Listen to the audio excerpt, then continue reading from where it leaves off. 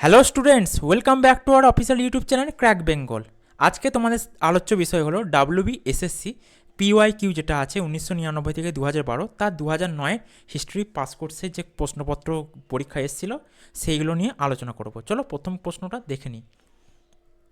বরাহমিহির কে ছিলেন, তার লেখা একটি গ্রন্থের নাম লেখো। বরাহমিহির ছিলেন গুপ্ত যুগের একজন প্রখ্যাত জ্যোতির্বিজ্ঞানী। তার লেখা একটি গ্রন্থের নাম হলো পঞ্চসিদ্ধান্তিকা এবং বৃহৎ সংহিতা।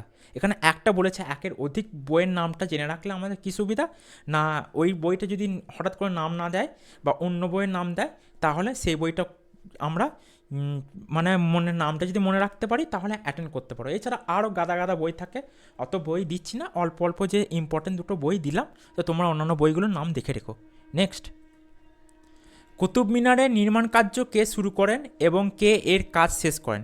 দিল্লিতে কুতুব মিনারের নির্মাণ কাজ শুরু করেন সুলতান কুতুবুদ্দিন আইবক এবং ইলতুৎমিশের আমলে চতুর্থ তল পর্যন্ত নির্মাণ কার্য সম্পূর্ণ হয়, মানে সম্পূর্ণ হয়ে গেছিল। পরবর্তীকালে বজ্রঘাতে উপরিভাগ ভেঙে পড়লে ফিরোজ শাহ তুগলক এটি পুনর্নির্মাণ করেন এবং তল বৃদ্ধি করেন। মানে চতুর্থ তলা যেটা হয়েছিল বাজ পড়ে ওখানে নষ্ট হয়ে গেছিলো, তো ওটাকে কি করে, তো পরবর্তীকালে ভেঙে টেঙে ওখানটা দুটো পার্ট করে দেয়, চতুর্থ এবং পঞ্চম তলা করে ওটাকে আরও বৃদ্ধি করে দেয়, দিয়ে ওটা কমপ্লিট করে দেয়। ওকে, নেক্সট, ফোর্ট উইলিয়াম কলেজ কে কবে প্রতিষ্ঠা করেন? এর উদ্দেশ্য কী? ফোর্ট উইলিয়াম কলেজ 1800 খ্রিস্টাব্দতে তদানীন্তন গভর্নর জেনারেল, মানে তখন বাংলার গভর্নর জেনারেল ছিলেন, গভর্নর জেনারেল লর্ড ওয়েলেসলি প্রতিষ্ঠা করেন এই কলেজ। উদ্দেশ্য ছিল ব্রিটিশ ইস্ট ইন্ডিয়া কোম্পানি নবনিযুক্ত তরুণ ইংরেজ কর্মকর্তাদের ভারতীয় ভাষা ও সংস্কৃতি শিক্ষা দেওয়া এবং প্রশাসনিক কাজে দক্ষ করে তোলা। নেক্সট, এলাহাবাদ প্রশস্তি কে রচনা করেন? এর বিষয়বস্তু কী? এলাহাবাদ প্রশস্তি রচনা করেন হরি সেন। বিষয়বস্তুটা হচ্ছে এটি সম্রাট সমুদ্রগুপ্তের বিজয় ও কীর্তির বর্ণনা। এখানে তার রাজনৈতিক ক্ষমতা, সামরিক অভিযান, জয় করা রাজ্য এবং ধর্মরক্ষক ও দানশীল শাসক হিসেবে তার গুণাবলীর প্রশংসা করা হয়েছে। এবার আমরা চলে যাব পরবর্তী প্রশ্নের দিকে। তৈমুর লং কবে ভারত আক্রমণ করেন? তখন দিল্লি সুলতান কে ছিলেন? তৈমুর লং 1398 খ্রিস্টাব্দতে ভারত আক্রমণ করেন, তখন দিল্লি সুলতান ছিলেন নাসিরুদ্দিন মাহমুদ শাহ তুগলক। পরবর্তী প্রশ্ন, সিন্ধু সভ্যতার সমসাময়িক দুটি অভারতীয় সভ্যতার নাম লেখো। সিন্ধু সভ্যতার সমসাময়িক দুটি অভারতীয় সভ্যতা হলো, একটা হচ্ছে মিশরীয় সভ্যতা আর একটা হচ্ছে মেসোপটেমীয় সভ্যতা। সিন্ধু সভ্যতা আগে যদি একটা সভ্যতা বলে সেটা হলো মেহেরগড় সভ্যতা, এটা ভারতেরই সভ্যতা, যা ফ্রাসোয়া জারিজ 1976 সালে, উনি ফরাসি প্রত্নতত্ত্ববিদ, উনি ওই সভ্যতা আবিষ্কার করেন। আর সিন্ধু সভ্যতা কারা আবিষ্কার করে কি, জন মার্শাল আছে, আলেকজান্ডার কানিংহাম, এরা মানে এইগুলোর সাথে বিভিন্ন কার্যক্রমের সাথে যুক্ত। এছাড়া আরও যে বিভিন্ন আবিষ্কারক কোন জায়গাটা সুৎকাজেন্দার কে করে, ধোলাভিরা, রোপার, সিন্ধু, হরপ্পা, মহেঞ্জোদারো, এই যে এগুলো তোমরা দেখেছো, এখান থেকে কোশ্চেন আসবে। আদিনা মসজিদ কে নির্মাণ করেন? আদিনা মসজিদ আসলে 1368-1369 খ্রিস্টাব্দতে সিকান্দার শাহ নির্মাণ করেছিলেন, যা এটা যে 1474 সালে, এটা নয়, অনেক জায়গায় কিন্তু 1474 সাল থাকে, ওটা ওটা নয়, আসলে হচ্ছে 1368 থেকে 1369 খ্রিস্টাব্দে। এটি মালদা জেলার পান্ডুয়ায় অবস্থিত এবং বাংলার সবচেয়ে বড় মসজিদ ছিল। পরবর্তী প্রশ্ন, ট্রাফালগারের নৌযুদ্ধ কবে কাদের মধ্যে হয়েছিল? ট্রাফালগারের নৌযুদ্ধ হয়েছিল 21 অক্টোবর 1805 সালে। এই যুদ্ধে অংশগ্রহণ করে ব্রিটেন আর অন্যদিকে ফ্রান্স ও স্পেন। এই যুদ্ধে ব্রিটিশ নৌবাহিনীর নেতৃত্ব দিয়েছিল অ্যাডমিরাল নেলসন। আর ফ্রান্সের এক শাসক কে ছিল যদি এই সময় থাকে, তো সেই সময় নেপোলিয়ন বোনাপার্ট সিংহাসনে বসছেন। উনি 1804 সালে নিজেকে ফরাসি জাতির রাজা হিসেবে প্রতিষ্ঠিত করেন এবং সিংহাসনে বসেন। পরবর্তী প্রশ্ন, হিন্দু প্যাট্রিয়ট ও অমৃতবাজার পত্রিকার সম্পাদক কারা ছিলেন?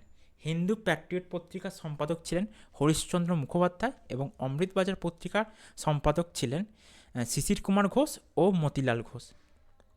এই পত্রিকাগুলো যে 1850-এর দশকের কাছাকাছি, এখানে বিভিন্ন রকম ঘটনাগুলো আছে, যেমন নীল বিদ্রোহ সম্বন্ধে অমৃতবাজার পত্রিকা হিন্দু প্যাট্রিয়তে পায়। এছাড়া অমৃতবাজার পত্রিকা পরবর্তীকালে প্রথমে ইংরাজি যখন গড়ে ওঠে ইংরেজি পত্রিকা হিসাবে ছিল, পরবর্তীকালে এটা বাংলা পত্রিকা হিসাবে ছিল এবং পরবর্তীকালে এটাকে ইংলিশ পত্রিকায় মানে ইংরেজি ভাষায় রূপান্তর করা হয়েছিল। বোঝা গেল? নেক্সট, ত্রিশক্তি আতাত কবে কাদের মধ্যে হয়েছিল? ত্রিশক্তি আতাত বা ট্রিপল এন্টিটি গঠিত হয় 1907 সালে। এটি ছিল ব্রিটেন, ফ্রান্স ও রাশিয়ার মধ্যে একটি প্রতিরক্ষা ও কূটনৈতিক জোট। পরবর্তী প্রশ্ন, স্বদেশী আন্দোলনে অংশগ্রহণকারী দুজন মহিলার নাম লেখো। স্বদেশী আন্দোলনে অংশগ্রহণকারী দুজন মহিলা হলেন বীণা দাস আর সরলা দেবী চৌধুরানী। নেক্সট, নৌ বিদ্রোহ কবে কোথায় শুরু হয়েছিল? নৌ বিদ্রোহ শুরু হয়েছিল 1946 সালে 18ই ফেব্রুয়ারি বোম্বাইয়ের এখন আধুনিক নাম মুম্বাই HMIS তলোয়ার জাহাজে। এই এই এটা চলেছিল 18ই ফেব্রুয়ারি থেকে 23শে ফেব্রুয়ারি অবধি। আর কার নির্দেশে আত্মসমর্পণ করেছিল এরা? এই নৌ বিদ্রোহটা শেষ হয় বন্ধ করার জন্য বলেন, এটা হচ্ছে যে যিনি অর্ডার দিয়েছিলেন এটাকে স্টপ করার জন্য তিনি হলেন সর্দার বল্লভভাই পটেল। তার নির্দেশেই 23শে ফেব্রুয়ারি এই যারা নৌ বিদ্রোহ করেছিল তারা আত্মসমর্পণ করেছিল। নেক্সট, আলীনগরের সন্ধি কবে কাদের মধ্যে হয়েছিল? আলীনগরের সন্ধি 1757 খ্রিস্টাব্দে 9 ফেব্রুয়ারি বাংলার নবাব সিরাজউদ্দৌলা ও ইংরেজ ইস্ট ইন্ডিয়া কোম্পানির মধ্যে হয়েছিল। এরই কয়েক মাস পরে কি হয় না, এরই কয়েক মাস পরে পলাশির যুদ্ধ হয়, সেটা আমরা কম বেশি সকলেই জানি। নেক্সট, নীল বিদ্রোহ কবে সংগঠিত হয়েছিল? এর দুজন নেতার নাম লেখো। নীল বিদ্রোহ সংগঠিত হয় 1859 থেকে 1860 খ্রিস্টাব্দতে। এর দুজন নেতা ছিলেন দিগম্বর বিশ্বাস, বিষ্ণুচরণ বিশ্বাস। এবং এই নীল বিশ্বাসে অন্যতম একজন ব্যক্তি ছিলেন কে না, অন্যতম একজন ব্যক্তি ছিলেন বিশ্বনাথ সর্দার। ওকে। নেক্সট, শিবাজির কোন দুর্গে রাজ্যাভিষেক হয়? কত খ্রিস্টাব্দে শিবাজির রাজ্যাভিষেক হয়? রায়গড় দুর্গে, যেটা তদানীন্তন সময় মহারাষ্ট্র ছিল, এখন সম্ভবত মধ্যপ্রদেশ বা কিছু আছে, যাই হোক। আর তার কত খ্রিস্টাব্দে রাজ্যাভিষেক হয়? 1674। তিনি কত? ভাস্কো ডা গামা কে ছিলেন? তিনি কবে ভারতে আসেন? ভাস্কো ডা গামা একজন পর্তুগিজ নাবিক ও অভিযাত্রী ছিলেন। তিনি 1498 খ্রিস্টাব্দতে প্রথম সমুদ্রপথে ভারতে এসে কালিকটে বা বর্তমানে কোঝিকোড়ে অবতরণ করেন। নেক্সট, হ্যাঁ, এক প্রসঙ্গে একটা কথা বলে রাখি এই নেক্সট যাওয়ার আগে বা পরবর্তী প্রশ্নে যাওয়ার আগে, ভাস্কো ডা গামা কবে ভারতে আসে এক্স্যাক্টলি ডেটটা কিন্তু বলা খুব মুশকিল থাকে। বিভিন্ন বই বিভিন্ন 17ই মে 1498 থেকে 22শে মে 1498 পর্যন্ত ডেট দেওয়া থাকে। গুগলে তো 17ই মে এবং 20শে মে এই দুটো ডেট থাকে। তো ডেটটা তোমরা যদি ভালো বই থেকে দেখতে পারো ভালো কথা, যদি ডেট না থাকে কোনো অসুবিধা নাই, 1498 সাল আর মে মাস যদি থাকে বা 1498 থাকলে সেটাই চোখ বুঝে অ্যান্সার করে দেবে। যদি এবার ডেটটা থাকে তখন সেক্ষেত্রে একটা কিন্তু সমস্যা আছে, কারণ এটা একদম নিশ্চিতভাবে বলা যায় না যে এই ডেটটা। গুগল, আবার বলছি, রিপিট করছি, আই রিপিট, 17ই মে আর 20শে মে এই দুটো ডেট দেওয়া আছে গুগলে। আর বিভিন্ন বইয়ে নানা রকম নানা মুনির নানা মতামতের মতন দেওয়া আছে। পরবর্তী প্রশ্ন, অধীনতামূলক মিত্রতা নীতি কে চালু করেন? প্রথম কোন দেশীয় ভারতীয় শক্তি এই নীতি গ্রহণ করেন? অধীনতামূলক মিত্রতা নীতি চালু করেন লর্ড ওয়েলেসলি। 1805 থেকে 1818 পর্যন্ত তিনি গভর্নর জেনারেল ছিলেন, তখন তিনি এটা চালু করেন। প্রথম যে ভারতীয় শক্তি এই নীতি গ্রহণ করে তিনি ছিলেন হায়দ্রাবাদের নিজাম 1798 খ্রিস্টাব্দে। মানে তার নাম হচ্ছে, তিনি হচ্ছেন নিজাম আলী। নেক্সট, কংগ্রেসের কোন অধিবেশনে পূর্ণ স্বরাজের দাবি গৃহীত হয়েছিল? ভারতীয় জাতীয় কংগ্রেসের লাহোর অধিবেশনে ডিসেম্বর 1929-এ যার সভাপতিত্ব করেছিল পণ্ডিত জওহরলাল নেহরু, পূর্ণ স্বরাজের দাবি এই অধিবেশনে গৃহীত হয়। নেক্সট, ব্যবহার সমতা ও দণ্ড সমতা বলতে কী বোঝো? এটি কে প্রবর্তন করেন? মৌর্য শাসক অশোক তার সাম্রাজ্যে শাসনগত ঐক্য স্থাপনের উদ্দেশ্যে সর্বত্র একই প্রকার আইনবিধির প্রচলন ঘটিয়েছিলেন। তিনি ব্যবহার সমতা আইনবিধির দ্বারা বোঝাতে চেয়েছিলেন আইনের চোখে সকলেই সমান, আবার দণ্ড সমতার দ্বারা তিনি বোঝাতে চেয়েছেন একই অপরাধের জন্য সকলেই সমপরিমাণ শাস্তি যোগ্য। নেক্সট, সিন্ধু সভ্যতা কবে কারা আবিষ্কার করেন? 1875 খ্রিস্টাব্দতে ইংরেজ প্রত্নতত্ত্ববিদ লর্ড ক্যানিংহাম সর্বপ্রথম সিন্ধু সভ্যতা আবিষ্কার করেন। প্রায় 50 বছর পর 1921 খ্রিস্টাব্দে দয়ারাম সাহানি এবং 1922 খ্রিস্টাব্দে রাখালদাস বন্দ্যোপাধ্যায় এই সভ্যতার সন্ধান পেয়েছিলেন।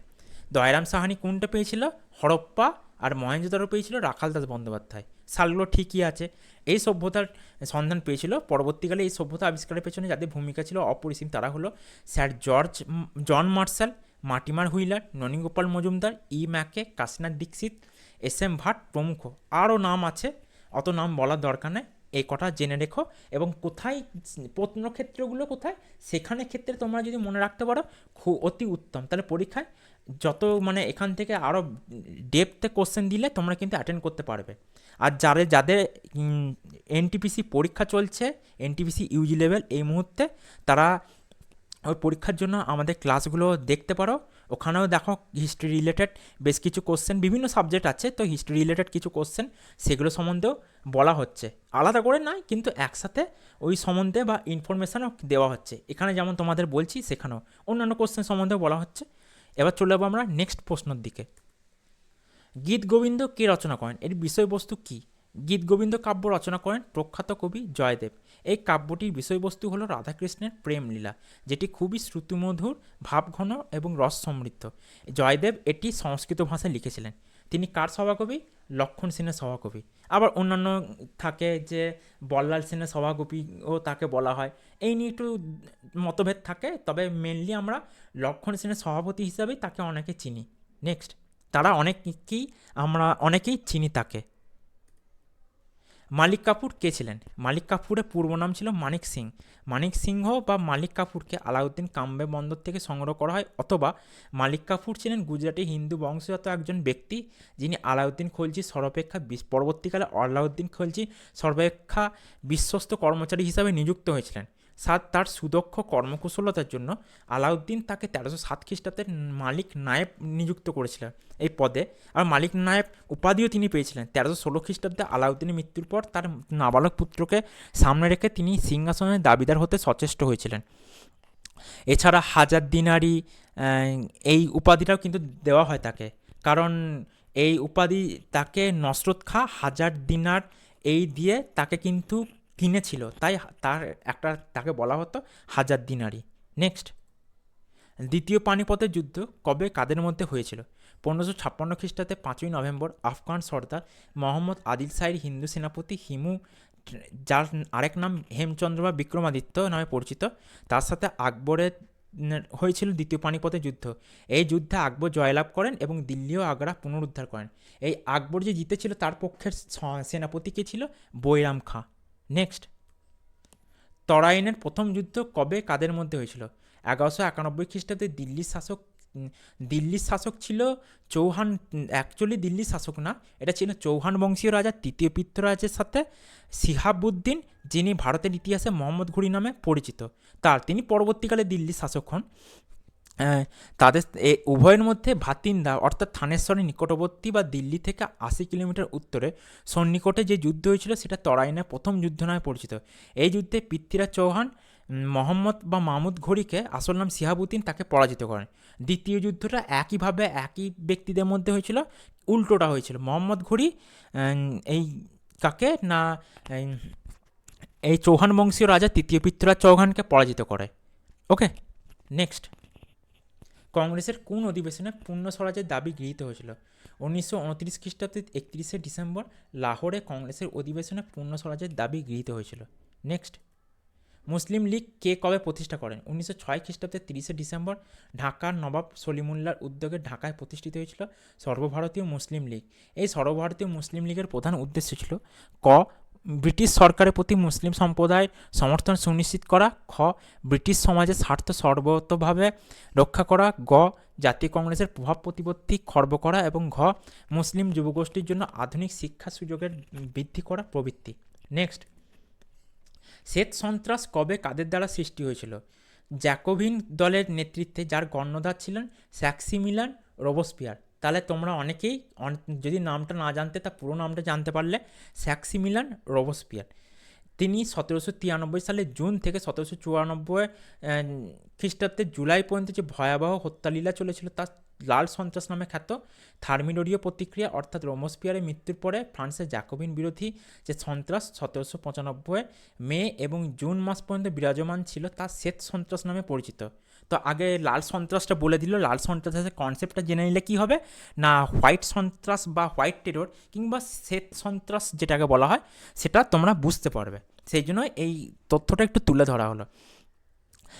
অর্থাৎ সন্ত্রাসের অবসান না হয় সন্ত্রাস একদল হতে অন্য দলের হাতে হস্তান্তরিত হয়েছিল। এই শেষ সন্ত্রাসের নায়ক ছিলেন জেনারেল পিসেক গ্রু। অ্যান্ড এটা হচ্ছে তোমার কী ছিল, ওটা প্রথমে জ্যাকোবিন ছিল, এরা জিরোন্ডিন দল করেছিল। ওকে, নেক্সট, স্যাডোয়া ও সেডানের যুদ্ধের পরিণতি কী হয়েছিল? 1866 খ্রিস্টাব্দে অটো ভন মিসমার্ক স্যাডোয়ার যুদ্ধে অস্ট্রিয়াকে এবং 1870 সালে সেডানের যুদ্ধে ফ্রান্সের সম্রাট তৃতীয় নেপোলিয়নকে চূড়ান্তভাবে পরাজিত করে জার্মানি ঐক্য সুসম্পন্ন করেছিল। এই অটো ভন বিসমার্ক কে ছিল? অটো ভন বিসমার্ক ছিল প্রথমে প্রাশিয়া এবং পরবর্তীকালে ঐক্যবদ্ধ জার্মানির চ্যান্সেলর বা প্রধানমন্ত্রী ছিলেন। নেক্সট, প্রথম বিশ্বযুদ্ধের তাৎক্ষণিক কারণ কী ছিল? 1914 খ্রিস্টাব্দের 28শে জুন সার্বিয়ার রাজধানী সেরাজেভো পরিদর্শনকালে অস্ট্রিয়ার যুবরাজ আর্কডিউক ফার্দিনান্দ ও তার পত্নী সোফিয়াকে হত্যা করে ব্ল্যাক হ্যান্ড বা ইউনিয়ন অফ ডেথ নামে এক স্লাভ সন্ত্রাসবাদী দলের ছাত্রকে না গ্যাব্রিলো প্রিন্সেপ। এই হত্যাকাণ্ডের পশ্চাতে সার্বিয়ার হাত আছে সন্দেহ করে অস্ট্রিয়া কতগুলি ক্ষতিপূরণের দাবি জানিয়ে সার্বিয়াকে 48 ঘন্টার মেয়াদে একটি চরমপত্র প্রেরণ করে। সার্বিয়া চরমপত্রে অধিকাংশ শর্তে মেনে নেয়, কিন্তু যে শর্তগুলি মানলে সার্বিয়ার সার্বভৌমত্ব ক্ষুণ্ণ হতে পারে সেগুলি সার্বিয়া মেনে নেয়নি। ফলত সার্বিয়ার উত্তর অস্ট্রিয়ার মনোপুত না হওয়ায় অস্ট্রিয়া 1914 খ্রিস্টাব্দে 28শে জুলাই সার্বিয়া আক্রমণ করা শুরু হয় প্রথম বিশ্বযুদ্ধ। নেক্সট, ত্রিশক্তি আতাত কবে কাদের মধ্যে হয়েছিল? 1907 খ্রিস্টাব্দে ব্রিটেন, ফ্রান্স ও রাশিয়ার মধ্যে স্বাক্ষরিত হয়েছিল ত্রিশক্তি আতাত। আর ত্রিশক্তি মৈত্রী এর উল্টোটা কী ছিল না জার্মানি, অস্ট্রিয়া, হাঙ্গেরি, বুলগেরিয়া, তুরস্ক এইসব দেশগুলো ছিল। 14 দফা শর্ত কে কবে রচনা করেন? 1918 খ্রিস্টাব্দের 8ই জানুয়ারি মার্কিন প্রেসিডেন্ট অর্থাৎ মার্কিন 23তম প্রেসিডেন্ট উইড্রো উইলসন 14 দফা শর্ত ঘোষণা করেন। প্রথম বিশ্বযুদ্ধে 1914 থেকে 1918 খ্রিস্টাব্দ পর্যন্ত জার্মানির পরাজয় যখন সুনিশ্চিত হয়ে উঠেছে, তখন জার্মানির সাথে প্রস্তাবিত সন্ধি শর্ত এবং সমগ্র ইউরোপের তথা বিশ্বে শান্তি স্থাপনের উদ্দেশ্যে আদর্শবাদের প্রধান প্রবক্তা উইলসন তার 14 দফা শর্ত ঘোষণা করেন। নেক্সট, ইউরোপের ইতিহাসে চতুর্শক্তি চুক্তি স্বাক্ষরকারী রাষ্ট্র কারা ছিল? 1815 খ্রিস্টাব্দে 20শে November England, Austria, Prussia, Russia প্যারিসের দ্বিতীয় চুক্তি স্বাক্ষর করেছিল। ওই দিনই অর্থাৎ 20শে নভেম্বর 1815 খ্রিস্টাব্দে উক্ত চারটি দেশ চতুর্শক্তি মৈত্রী চুক্তি বা কোয়াড্রিপল অ্যালায়েন্স স্বাক্ষর করেছিল। 1815 খ্রিস্টাব্দে 20শে নভেম্বর স্বাক্ষরিত চতুর্শক্তি মৈত্রী চুক্তির প্রধান উদ্দেশ্য ছিল যে কোনো উপায়ে ইংল্যান্ড ইউরোপের স্বৈরতন্ত্র বজায় রাখা এবং জাতীয়তাবাদী আন্দোলন দমন করা। বলা বাহুল্য, এই সন্ধির দ্বারা ইউরোপের শক্তি সমবায় গড়ে উঠেছিল। নেক্সট, আজকে এতটুকুই রইল। আজকে তোমাদের সাথে আলোচনা করলাম 2009 সালের যে হিস্ট্রি পাস কোর্সের কোশ্চেনগুলো সেগুলো নিয়ে। এর পরের দিন আরও যে আস্তে আস্তে বাকিগুলো আছে এই সেটগুলো সেগুলো নিয়ে আলোচনা করব। যদি আমার ভিডিওটি তোমাদের ভালো লেগে থাকে তাহলে ভিডিওটিকে লাইক করো এবং চ্যানেলটিকে সাবস্ক্রাইব করো। Thank you.